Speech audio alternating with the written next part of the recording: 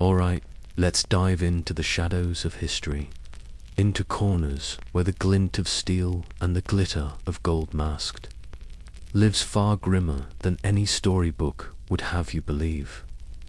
Tonight, we start with a profession so vital, yet so utterly reviled. It stands as a chilling monument to human contradiction. Imagine, if you will, being born into a role that society simultaneously demanded and despised. A birthright not of land or title, but of blood and bone-chilling duty. This wasn't a career, path one chose. It was a curse inherited, a dark thread woven into the very fabric of your family name, marking you from the cradle as the one who would one day deliver justice's final, brutal blow. We're talking about the medieval executioner, a figure whose existence was a stark, living paradox, a necessary evil in an age teeming with them. His hands were stained, not just with the lifeblood of the condemned, but with the fear and loathing of every man, woman, and child who crossed his path. Your first breath as a babe in medieval Europe might have been in a cottage already steeped in the iron tang of dread, for if your father wielded the headsman's axe, that heavy burden was already settling upon your infant shoulders. There were no career fairs in the cobblestone squares, no vocational guidance from the village priest suggesting you might become a cooper or a chandler. Your destiny was as fixed as the North Star, and it pointed directly to the scaffold. Other children might be gifted wooden toys or a homespun doll. Your earliest playthings could very well have been a blunted practice sword or a miniature, chillingly accurate replica of the gallows. While their lullabies spoke of knights and dragons, your bedtime stories, if any, might have been hushed accounts of famous beheadings, of the precise art of a clean strike, whispered by a father whose own hands knew the grim reality all too well. This wasn't just a job. It was your entire identity, preordained before you could even walk, a lineage of outcasts, bound by blood and societal necessity. The village children, with the uncanny cruelty of youth, would scatter when you approached the well, their games falling silent, their mothers pulling them close as if your mere presence could taint them. The whispers would follow you like your own shadow, heavy and persistent, branding you not for any deed you'd done, but for the deeds you were born to do. Your family name itself might have become a byword for death, a verbal shroud that clung to you, ensuring that even if you dreamt of being a simple farmer, the world would only ever see the spectre of the executioner-2-B. This profound social ostracism wasn't just a matter of hurt feelings.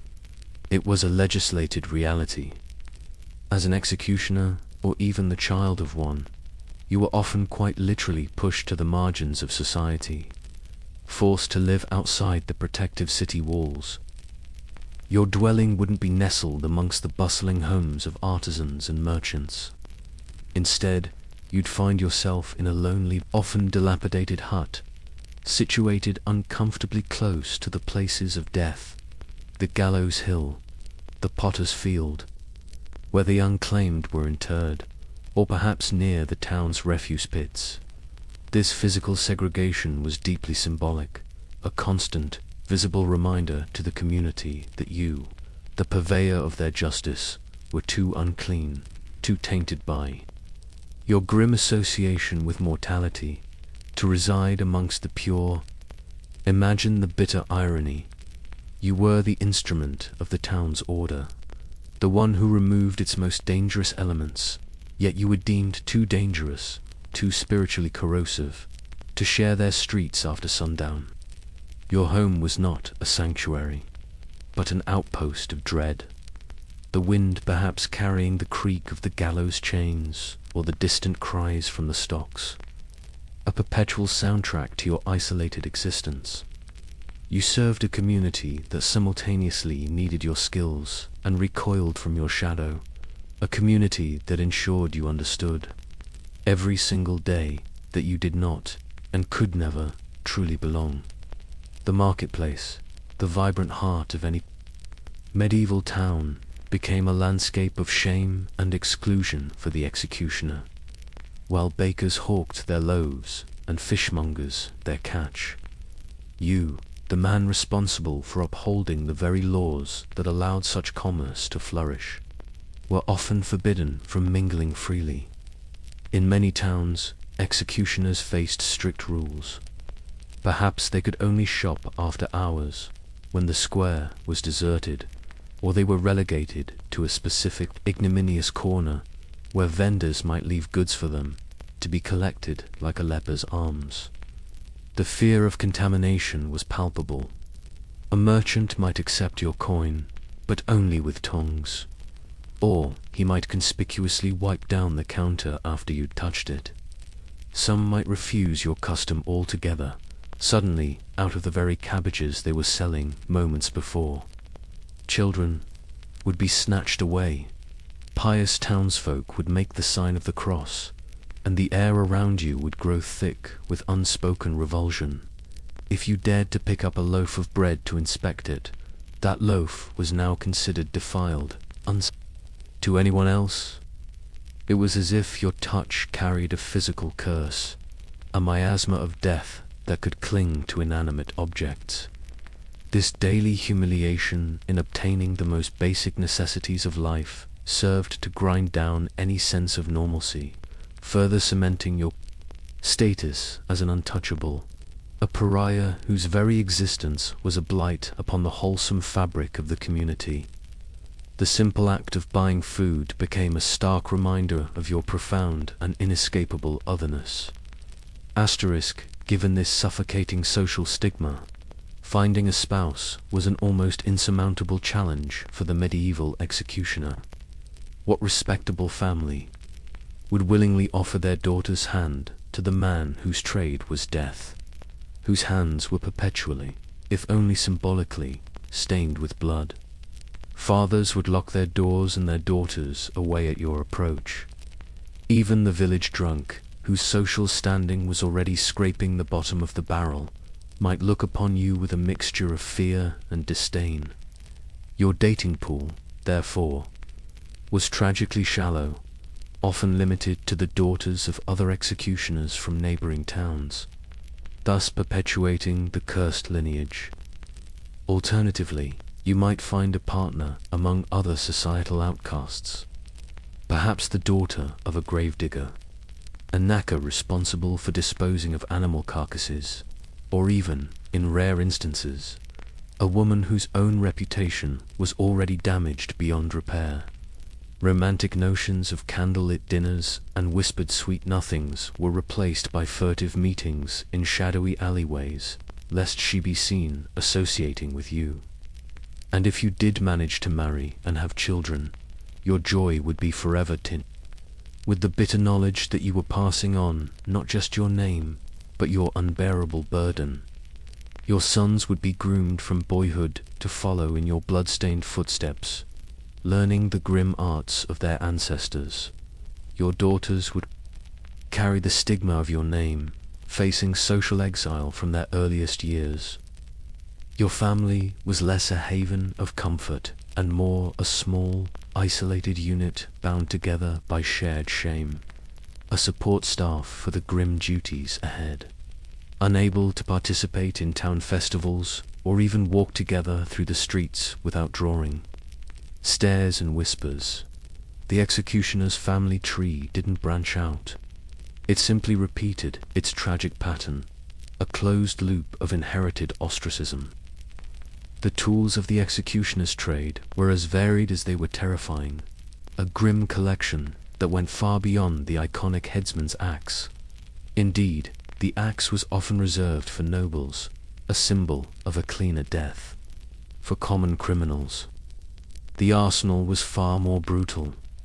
There were swords, often heavy and specialized, ropes for hanging, thick and unforgiving, branding irons heated until they glowed, ready to sear indelible marks of shame onto flesh. The horrific breaking wheel, designed to shatter limbs systematically, cruel iron tongs for tearing flesh, and heavy scourges or whips for public floggings. Each instrument was a testament to the era's capacity for calculated cruelty, and each had to be meticulously maintained. A dull axe or a frayed rope could lead to a botched execution, a scenario that was not only horrific for the victim, but could also incite the fury of the crowd and bring dire consequences upon the executioner himself. These tools weren't just objects. They were potent symbols, instantly recognized and universally feared. The mere sight of the executioner carrying his bag of implements through the town was enough to send shivers down the spines of onlookers, a visceral reminder of the thin line between law-abiding life and a gruesome public end. The weight of these tools was not just physical. It was a psychological burden, a constant, tangible link to the suffering he inflicted, and the duties. The duties extended far beyond the swift severing of a head on the scaffold. That, in many ways, was the grim finale. Much of an executioner's time was spent on tasks, arguably even more psychologically corrosive. Torture was a primary function, the question, as it was euphemistically called.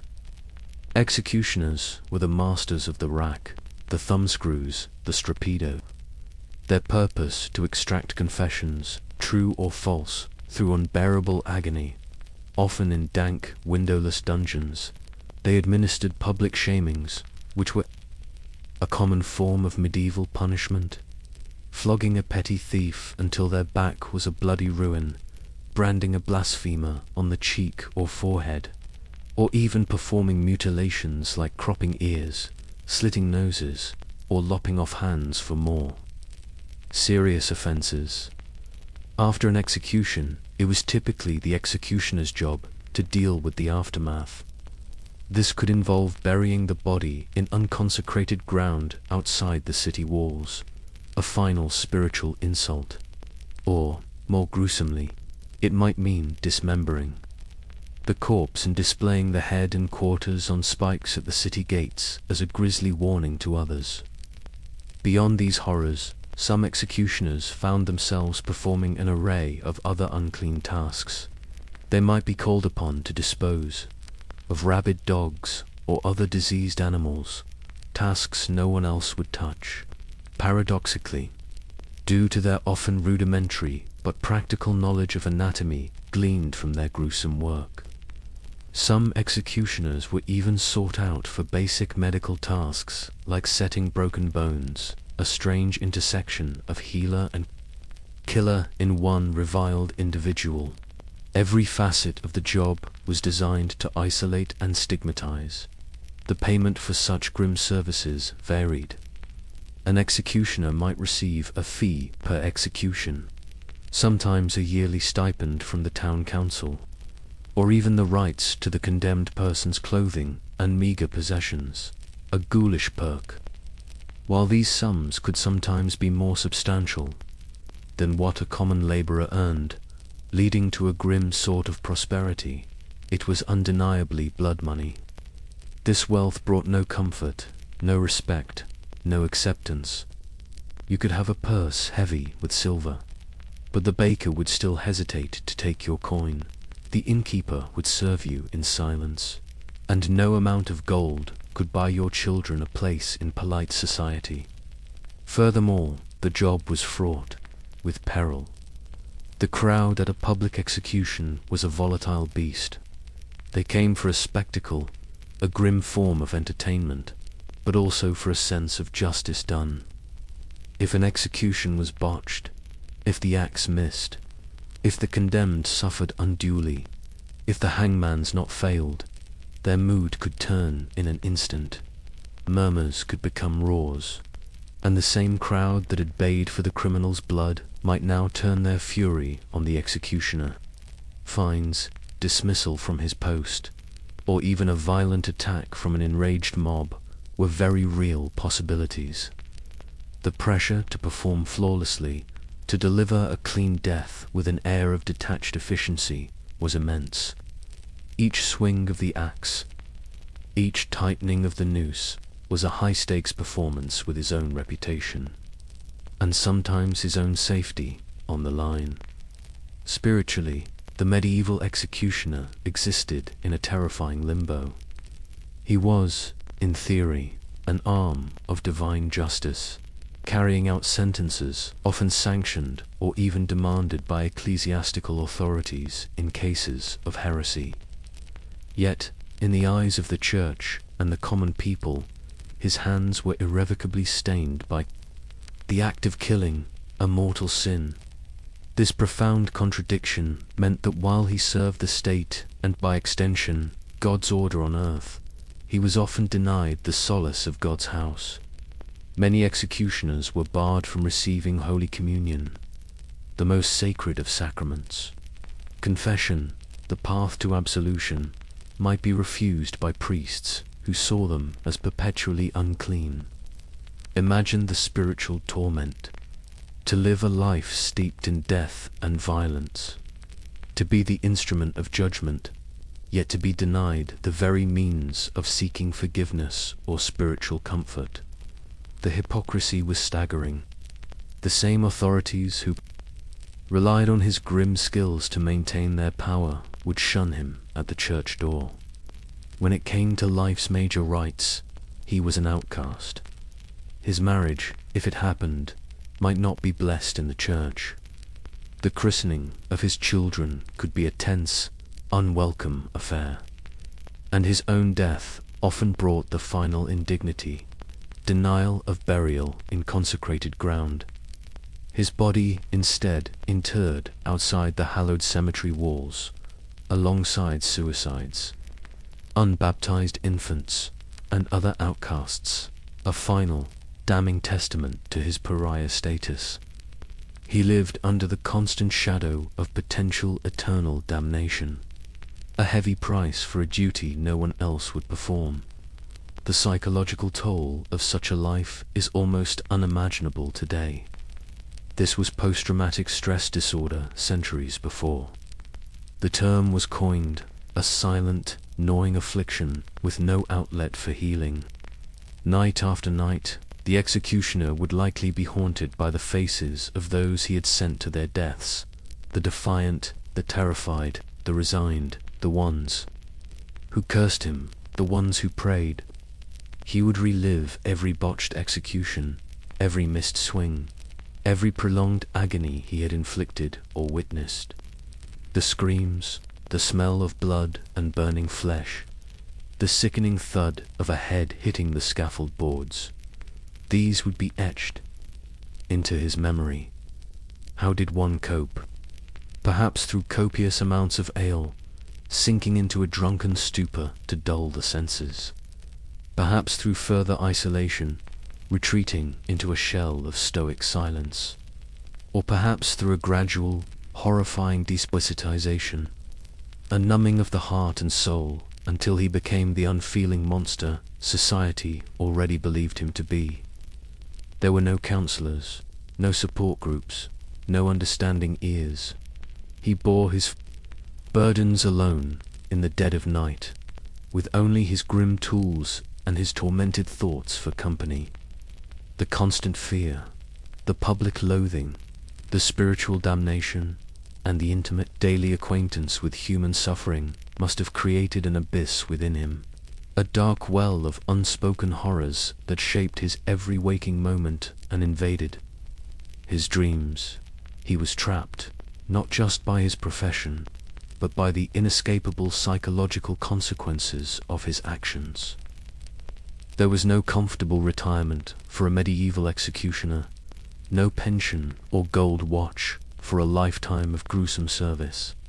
He was used until his strength failed, his eye dimmed, or his hand began to tremble too much for a clean strike. As he aged and his efficiency waned, the town officials wouldn't offer sympathy. they'd begin to look for a replacement. Often, this would be his own son, trained from youth to take over, the cycle continuing. The summons to the scaffold would become less frequent. The coins in his purse would dwindle. The fear he once inspired might curdle into a kind of pity, or worse, contempt for his perceived weakness. He would fade into even deeper obscurity in his isolated cottage, his tools rusting beside him, his body aching from a lifetime of grim labor. Death, when it came, was often a lonely affair. No grieving. Family surrounded by supportive townsfolk. Perhaps a child, equally ostracized, or perhaps no one at all. The priest might still be reluctant to attend him, his soul deemed too far gone, and as mentioned, that final resting place would likely be outside the sacred ground of the churchyard. A last testament to his lifelong exclusion. His name, once whispered in fear, would gradually be forgotten, or recalled only as an uncomfortable footnote in the village's history. Remember old so-and-so, the one with the axe. Wonder what became of him. He was a tool, and when a tool wore out, it was simply discarded. The medieval executioner, then, was far more than just a headsman.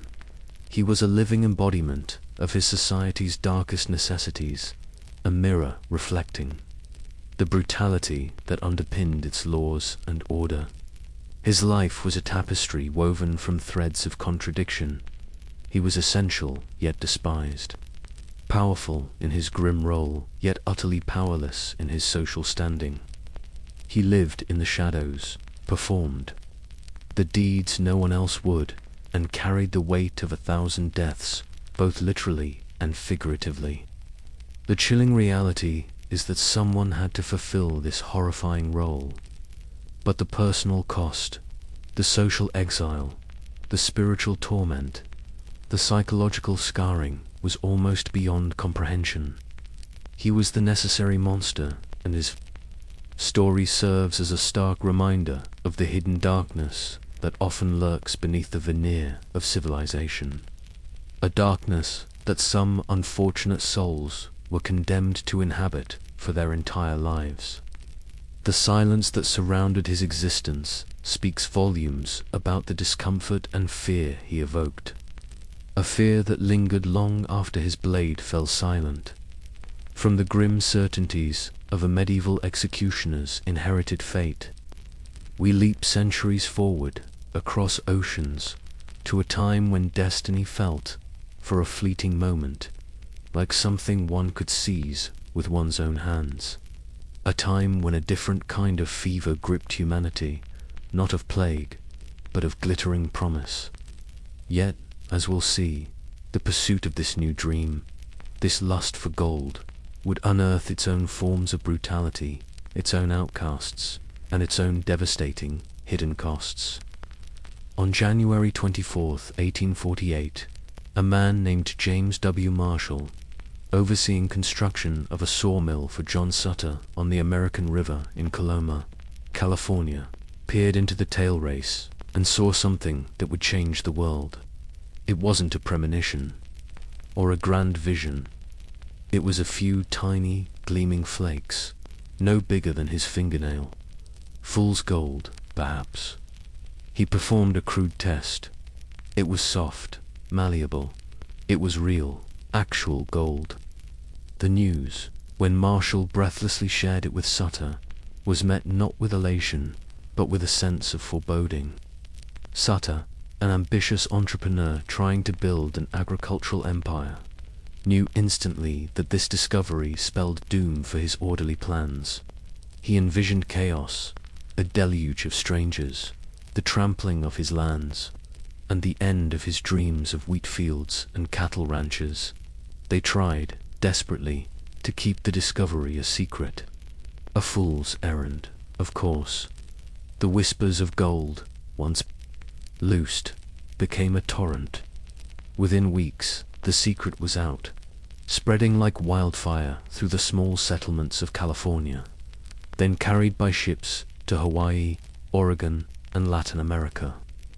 Locals abandoned their jobs, their farms, their half-built houses, grabbing pans, pickaxes, anything that could move dirt, and descended upon the American River.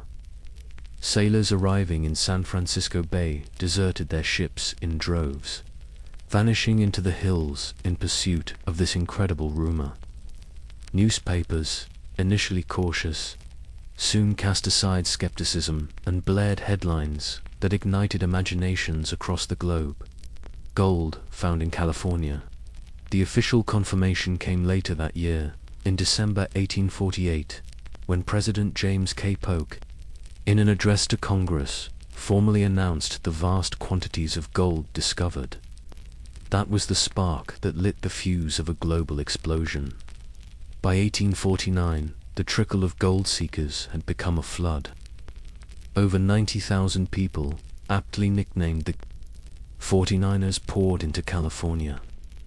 They came from every state in the Union, farmers from Ohio, clerks from Boston, shopkeepers from New Orleans, all gripped by an intoxicating fever.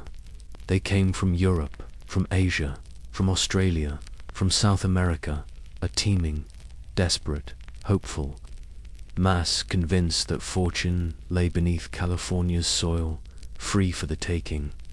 This wasn't just a migration, it was a human stampede, the largest mass movement in American history up to that point, a chaotic, convulsive reshaping of a continent, all sparked by a few glittering flakes in a muddy ditch. And the irony, neither Marshall, the discoverer, nor Sutter, his employer, ever truly profited from the gold. They were swept aside, their lives ending in bitterness and relative poverty, as the very forces they had unleashed consumed everything in their path. The journey to this supposed paradise was an ordeal in itself, a brutal filter that claimed countless lives before a single speck of gold was even seen. For those choosing the overland route, the California Trail stretched over 2,000 miles, a relentless test of endurance. Covered wagons, often overloaded and ill-suited for the rugged terrain, creaked across prairies, deserts, and formidable mountain ranges like the Sierra Nevada. Disease was a constant companion. Cholera, spread by contaminated water sources, could wipe out entire wagon trains in days. Dysentery, typhoid fever, and exhaustion were rampant. Accidents, drownings at river crossings, mishaps with firearms, being crushed by wagon wheels, were tragically common.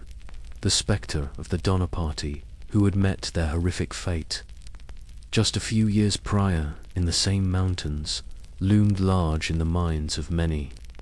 Encounters with Native American tribes, whose lands were being invaded, sometimes led to conflict, though more 49ers perished from accidents and disease than from such confrontations.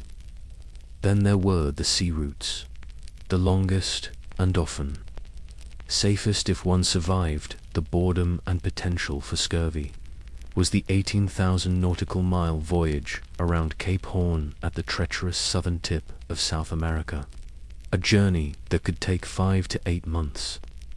A seemingly quicker alternative was the Panama route. This involved sailing to the Isthmus of Panama, enduring a grueling trek through dense, disease-ridden jungles on foot or by mule, and then waiting, often for weeks or months in squalid conditions, for another ship on the Pacific side to take them north to San Francisco. Malaria and yellow fever claimed many victims in Panama's humid embrace. Yet, despite these horrific dangers, the lure of gold was too powerful. Men sold their farms, mortgaged their homes, left their families, all for the chance, however slim, to strike it rich. Upon arrival, San Francisco itself was a shock. What had been a sleepy port village of a few hundred souls before the rush had exploded into a chaotic, sprawling city of canvas tents, wooden shanties, and mud-filled streets, teeming with over 25,000 fortune seekers by the end of 1849. The dream had a brutal entry fee. Life in the actual diggings was a far cry from the romanticized images of prospectors plucking nuggets from pristine streams. It was, for the vast majority, a life of unremitting, back-breaking labor, mud, and misery. The initial, easily accessible. Gold was found through placer mining, using simple pans to swirl gravel and water from riverbeds, hoping the heavier gold would settle at the bottom. Rockers and sluice boxes, slightly more sophisticated contraptions, allowed for processing. More gravel, but still required grueling efforts. As the surface gold depleted, miners resorted to more destructive methods. Hydraulic mining involved blasting entire hillsides with high-pressure water cannons. A brutally efficient but environmentally catastrophic technique. Hard rock mining, or quartz mining, meant tunneling deep into the earth to follow gold veins. A dangerous and expensive endeavor. Imagine spending 10 to 12 hours a day, often knee-deep in icy river water, under a scorching sun or in biting cold, your back aching, your hands raw and blistered, all for the chance of finding a few dollars worth of gold dust. For every lucky strike that yielded a substantial find, there were thousands of empty pans and broken spirits. The mining camps themselves were cesspools of squalor. Makeshift tents and crude log cabins offered little protection from the elements. Sanitation was non-existent, with human and animal waste polluting the very rivers miners drank from and worked in. Diet was monotonous and often unhealthy, consisting of basics like beans, bacon, and hardtack, if one could afford it. Fresh fruits and vegetables were rare luxuries, leading to outbreaks of scurvy. Disease ran rampant. Cholera, dysentery, typhoid, and influenza swept through the crowded, unsanitary camps with deadly efficiency. Medical care was rudimentary at best, often administered by quacks or fellow miners with no real knowledge. And the prices for basic goods were astronomical. A single egg could cost the equivalent of a day's wages for an Eastern laborer. A shovel, a pair of boots, a blanket, all commanded outrageous sums.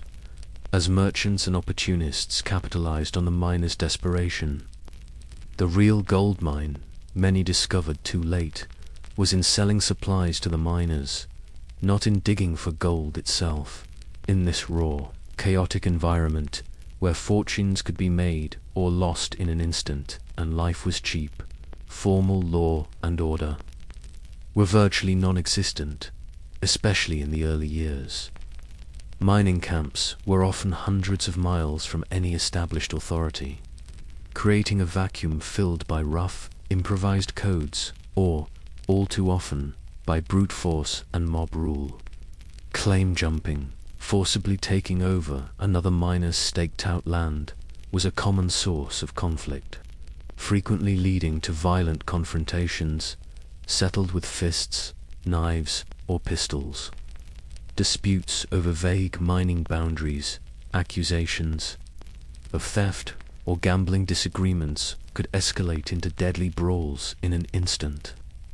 In the absence of courts, judges, and sheriffs, many camps resorted to vigilante justice. Committees of vigilance, self-appointed groups of miners, would take it upon themselves to police their communities. While sometimes driven by a genuine desire for order, these groups often acted as judge, jury, and executioner, their proceedings swift, their verdicts brutal, and their methods often biased. A man accused of stealing gold or cheating at cards might find himself facing a summary trial with little chance for defense, followed quickly by a flogging banishment from the camp or a hanging from the nearest tree. This was not justice. It was often revenge or a means of eliminating competition, cloaked in the guise of maintaining order. Alongside the violence, vice flourished. Saloons, gambling dens, and brothels were ubiquitous in the mining camps, offering fleeting solace or ruinous temptation. Fortunes won through months of hard labor could be lost in a single night at the faro table. Alcohol flowed freely, fueling already frayed tempers and contributing to the pervasive atmosphere of lawlessness and desperation. For many, the dream of gold devolved into a grim struggle for survival in a land where the only true law was often the law of the strongest. The arrival of tens of thousands of gold seekers had a catastrophic and irreversible impact on the Native American populations of California, a tragedy often glossed over in popular tales of the gold rush. Before 1848, an estimated 150,000 indigenous people lived in California, representing a diverse array of tribes and cultures with deep ancestral ties to the land. The influx of miners shattered their world with shocking speed and brutality. Miners, driven by gold fever and a sense of racial superiority, invaded native lands, disrupting ancient hunting grounds, fishing sites, and village communities. Rivers, crucial for sustenance, were polluted with mining debris and mercury. Forests were cut down for timber and fuel. Game animals were driven away or hunted to near extinction by the newcomers. This environmental destruction alone was devastating, but it was compounded by direct violence and systematic oppression. Native Americans were frequently attacked, massacred, and driven from their homes. Miners, often acting with impunity, viewed them as obstacles to be removed or as a source of forced labor. The California state government, formed in the midst of this chaos, actively sanctioned and even funded this violence. The 1850 Act for the Government and Protection of Indians, despite its benign-sounding title, legalized a form of indentured servitude for native people, effectively allowing them to be enslaved. Vigilante groups and state militias launched numerous punitive expeditions against native communities, resulting in the deaths of thousands. Bounties were sometimes offered for native scalps or heads. Disease, introduced by the miners, also took a horrific toll on populations with no immunity. Within just 2 decades, from 1848 to 1870, California's Native American population plummeted by an estimated 80 to 90%, from around 150,000 to perhaps as few as 20,000 to 30,000. Many historians and scholars now characterize this period as a clear case of genocide, a state-sponsored campaign of extermination and cultural destruction fueled by the insatiable greed for gold. This dark chapter stands as one of the most shameful legacies of the gold rush, a stark reminder of the human cost of progress and manifest destiny. The gold rush also unleashed a torrent of xenophobia and racial discrimination against immigrant miners who dared to seek their fortunes alongside white Americans. Chinese immigrants, in particular, faced escalating hostility. Initially arriving in smaller numbers, by the early 1850s, tens of thousands of Chinese men had crossed the Pacific, hoping to earn money to send back to their families. They were often hard-working and skilled at extracting gold from claims abandoned by others as unprofitable. This success, however, bred resentment. White miners, fueled by racist ideologies and economic anxiety, began to see the Chinese as unfair competition. In 1850, the California legislature passed the first foreign miners' tax, levying a hefty monthly fee primarily targeting Chinese and Latin American miners. This was followed by increasingly discriminatory laws and waves of anti-Chinese violence. Chinese miners were often driven from their claims, their camps looted and burned, and they themselves subjected to beatings and even murder, with little recourse to a legal system that denied them the right to testify against white men in court. Despite this brutal persecution, many Chinese communities persevered, forming tight-knit enclaves, developing specialized economic niches like laundries and restaurants, and later contributing significantly to the construction of the Transcontinental Railroad. Latin American miners, particularly those from Sonora, Mexico, and Chile, who often possessed considerable mining experience, also faced intense prejudice. They were pejoratively labeled greasers and subjected to similar taxes, violence, and discriminatory laws designed to drive them out of the goldfields. Their knowledge and skills were often disregarded, and their claims were frequently stolen. Even European immigrants, such as the Irish or French, could face pockets of nativist resentment, though their experiences were generally far less oppressive than those of non-white groups. The goldfields, imagined as a land of equal opportunity, quickly became a crucible of racial hierarchy and conflict, where the promise of wealth was often reserved for a select few, and the dream of a better life turned into a nightmare of persecution for many. The landscape of California was littered with towns that boomed into existence almost overnight, only to vanish just as quickly when the gold ran out. These were the boom towns, places like Hangtown, later Placerville, Bodie, Skidoo, and countless others raw chaotic settlements that pulsed with the feverish energy of the gold rush. They sprang up wherever a significant gold strike was made, often starting as a haphazard collection of tents and crude shanties, rapidly evolving into more substantial, if still ramshackle, communities with wooden buildings, housing saloons, gambling halls, general stores, and boarding houses. The population was overwhelmingly male, transient, and driven by the singular pursuit of gold. Life in these towns was intense and often precarious. Fortunes made one day could be lost to gambling or theft the next. The promise of wealth drew not only miners but also a motley assortment of merchants, artisans, entertainers, and con artists, all looking to profit from the boom. But the prosperity of these towns was entirely dependent on the continued extraction of gold. When the easily accessible placer deposits were exhausted, or when a richer strike was reported elsewhere, the population would drain away almost as quickly as it had arrived. Miners would pack their meager belongings and rush off to the next rumored El Dorado, leaving behind deserted streets, empty buildings, and the ghosts of their shattered dreams. Many of these boomtowns became ghost towns, their decaying structures standing as silent monuments to the ephemeral nature of gold rush wealth.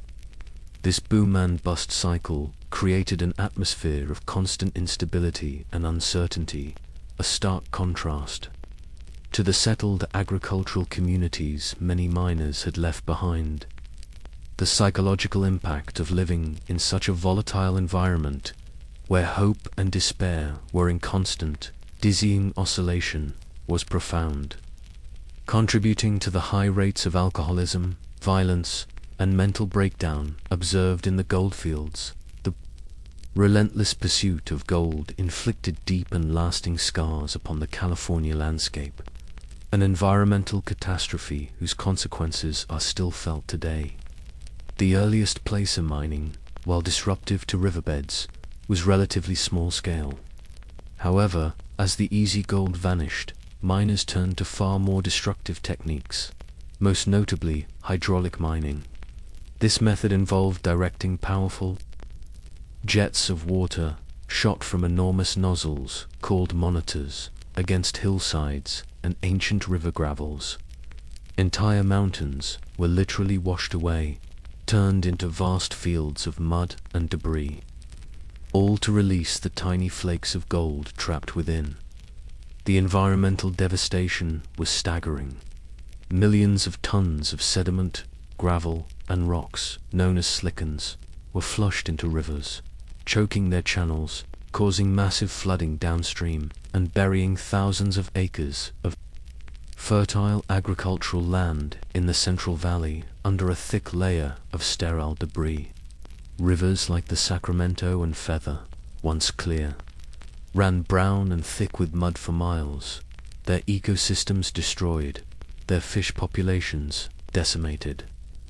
Beyond the physical destruction of landscapes, miners also used vast quantities of mercury, quicksilver, to amalgamate with fine gold particles, making them easier to recover.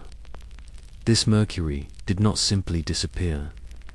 Much of it was lost into the rivers and soil, where it transformed into highly toxic methylmercury, entering the food chain and poisoning fish, wildlife, and potentially humans for generations.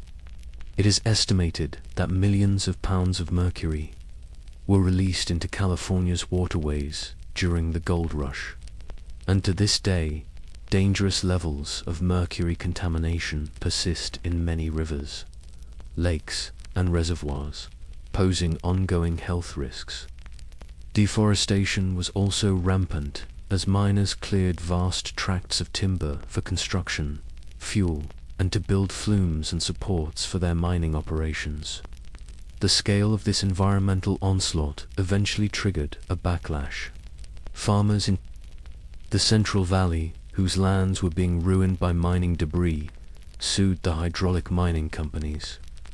The landmark 1884 court case, Woodruff v. North Bloomfield Gravel Mining Company, resulted in a ruling that largely banned hydraulic mining, one of the first major environmental protection victories in U.S. history. But it came too late to undo the immense damage already inflicted, a stark testament to the gold rush's ruinous environmental legacy. The enduring myth of the California gold rush is one of rugged individuals striking it rich through hard work and a bit of luck, a narrative of easy riches and democratic opportunity. The reality, however, was far grimmer for the vast majority. Only a tiny fraction of the hundreds of thousands who flocked to California actually achieved significant wealth from digging gold. Many of these success stories involved exceptionally rich, easily accessible deposits found early in the rush, or those who had the capital to invest in larger scale operations like quartz mining or hydraulic enterprises. The truly colossal fortunes associated with the gold rush era, such as those amassed by the Big Four, Leland Stanford, Collis P. Huntington, Mark Hopkins, and Charles Crocker, were primarily built not through swinging a pickaxe, but by provisioning the miners, controlling transportation like the railroads they later built, or engaging in other forms of commerce and speculation that capitalized on the boom. For the average 49er, the dream of wealth remained stubbornly elusive. Most toiled for months or even years, enduring incredible hardship, only to find little or no gold. Many ended up working for wages for larger mining companies, their dreams of independence shattered. Thousands died from disease, accidents, or violence, their graves often unmarked and forgotten. Others, broken in health and spirit, eventually returned home with empty pockets, their hopes dashed against the harsh realities of the goldfields. Even James Marshall, the man whose discovery ignited the global frenzy, and John Sutter, on whose land the gold was found, failed to capitalize on the boom. Marshall drifted into obscurity, dying poor and embittered. Sutter's agricultural empire was overrun by squatters and miners, and he too died without ever regaining his former prosperity. Despite these harsh truths, the myth of the gold rush as a path to instant fortune persisted, fueled by sensationalized newspaper accounts, dime novels, and the powerful allure of the American dream. This romanticized image conveniently glossed over the widespread suffering, the environmental devastation, and the profound social injustices that were integral parts of the gold rush story. Asterisk. The gold rush irrevocably transformed California and had profound consequences for the United States.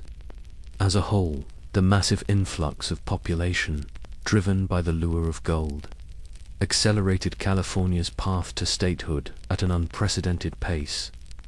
In 1848, it was a sparsely populated Mexican territory. By 1850, thanks to the explosion of settlers, it was admitted to the Union as the 31st state. This rapid admission, however, came with a major political complication. California's constitution banned slavery. Its entry as a free state significantly upset the delicate balance of power between free and slave states in the U.S. Senate, intensifying the already simmering sectional tensions that would ultimately erupt in the Civil War. The Compromise of 1850, which included California's admission, was a desperate attempt to hold the nation together, but it only postponed the inevitable conflict. Economically, the gold rush was a powerful engine for national growth. The vast quantities of gold extracted, estimated at tens of millions of dollars annually in the early 1850s, billions in today's currency, provided a massive injection of capital into the U.S. economy. This wealth helped finance industrial expansion, backed the currency, and fueled westward migration and development. San Francisco transformed from a muddy, chaotic boomtown into a major financial and commercial center, the gateway to the Pacific. The gold rush also laid the foundation for modern California's diverse and dynamic, yet often deeply unequal, society. It attracted people from all over the world, creating a multicultural milieu, but also, as we've seen, fostering intense racial and ethnic strife. The patterns of wealth, distribution, land ownership, and social hierarchy established during this period would shape the state's development for decades to come, leaving a complex legacy of opportunity intertwined with exploitation. The California Gold Rush, therefore, stands as a defining, yet deeply ambivalent, chapter in American history. Its luster, so dazzling from a distance, is significantly tarnished upon closer inspection. The intoxicating dream of instant wealth and boundless opportunity drew hundreds of thousands to a rugged frontier, fueling an era of unprecedented migration, economic expansion, and national transformation. It undeniably accelerated California's development, catapulting it to statehood and establishing it as an economic powerhouse. However, this progress came at a terrible price. The true cost of gold must be measured not just in dollars, but in human lives, lost to hardship, disease, and violence. In the catastrophic destruction of Native American cultures and communities, a demographic collapse amounting to genocide. In the rampant xenophobia and racial injustice inflicted upon immigrant minors, and in the profound and lasting environmental devastation that scarred the California landscape. The romanticized image of the rugged, independent prospector striking it rich obscures the reality for the vast majority who found only toil, disappointment, and often tragedy. The gold rush exposed the raw, often brutal, underbelly of manifest destiny, revealing a nation grappling with its own internal contradictions, a land of opportunity. Yes, but one where that opportunity was often violently denied to those deemed other. It is a story of incredible dynamism and innovation, but also of profound greed, exploitation, and enduring injustice. The question lingers, even today, whether the glittering promise of gold was ever truly worth the devastating human and environmental toll exacted in its pursuit. A complex legacy that continues to shape California and the American consciousness. From the enforced, grim duty of the medieval executioner, living a life of paradox and pariahdom, to the fevered, often fatal, choices of the gold rush prospector. Chasing a dream that frequently dissolved into nightmare, we see history unfold in its rawest forms. Both eras, separated by centuries and circumstance, reveal the stark realities that often lie beneath the surface of societal narratives. Whether bound by an inherited curse of necessary violence, or lured by the siren song of instant wealth, the individuals caught in these historical currents faced profound challenges, their lives shaped by forces far larger than themselves. The executioner, a vital cog in the machinery of medieval justice, paid for his role with social death and spiritual torment. The 49er, an emblem of American ambition, often paid for his golden gamble with his health, his hopes, and sometimes his very life, while contributing to a legacy of displacement and destruction. These stories, stripped of romanticism, remind us that progress and order, dreams and ambitions, almost always have hidden costs, often borne by those whose voices are seldom heard. They challenge us to look beyond the celebrated narratives, to question who benefits and who suffers, and to acknowledge the complex, often uncomfortable, truths that shape our collective past and, in many ways, continue to resonate in our present. The shadows of history are long, and within them lie lessons of human resilience, human cruelty, and the enduring, complicated quest for meaning and survival in a world that is rarely as simple as it seems.